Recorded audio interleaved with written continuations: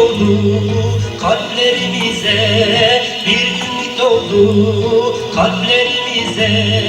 Dünyaya doğdu Kur'an güneşi, dünyaya doğdu İslam güneşi, dünyaya doğdu Kur'an güneşi, dünyaya doğdu İslam güneşi. 17 Ocak 2011'den itibaren Radyo Vuslat olarak yayınlarımıza devam ediyoruz. Rabbimizin rızası doğrultusunda İslam'ın gür sedasını dinleyicilerimize ulaştırmaya çalışıyoruz. Evet, olayın duyulduğu ilk andan itibaren biz bu konu hakkında dinleyicilerimize bir farkındalık oluşturma gayreti içerisine girdik zaten. Öncelikle izin verildiğini duyduğumuzda dinleyicilerimize bu konu hakkında işte sosyal medyadan gerekse ellerinden gelen bütün alanları kullanarak yapması gerekenleri, söylemesi gerekenleri söylemeleri noktasında telkinlerde bulunduk. Onun dışında kendimiz de yayınlarımıza ekstra spotlar ekleyerek bu konuda bir farkındalık oluşturmaya çalıştık. İsveç'in başkentinde devlet kontrolünde, devlet izniyle, devlet korumasıyla yüce kitabımıza bir saldırı, bir alçaklık gerçekleştirildi. Kur'an'ın ruhuna saldıramayanlar, onu değiştiremeyenler, ona müdahale edemeyenler Kur'an'ın mushafına saldırmaya yolunu seçtiler. Birilerinin gündeme gelme çabasıdır. Birilerinin kendini popüler yapma çabasıdır. Biz bunu böyle değerlendiriyoruz. Yoksa onlar Kur'an'a hiçbir zarar veremediler, veremeyecekler de. Ne yapabiliriz diye kendimiz de düşündük. Yani sadece işte devlet başkanları tepki göstersin, halkımız tepki göstersin.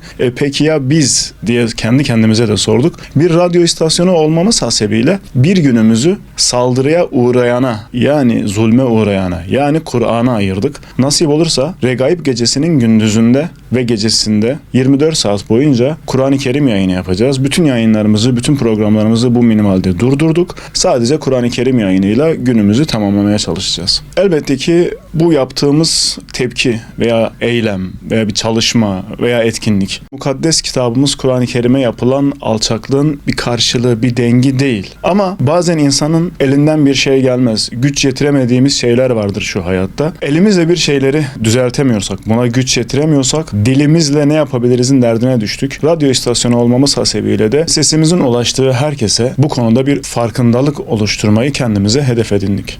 Onlara söyleyecek hiçbir sözümüz yok. Zalim zalimliğini yapar. Biz ne yapmalıyız? Bence bunu düşünmeliyiz. Evet kıymetli dinleyenlerimiz, yayınımıza kaldığımız yerden devam ediyoruz. Bu arada şu hatırlatmayı da yapmak istiyorum. Regaib gecesinin gündüzünde, yani Perşembe günü gün boyu radyomuzda Kur'an-ı Kerim yayını yapacağız.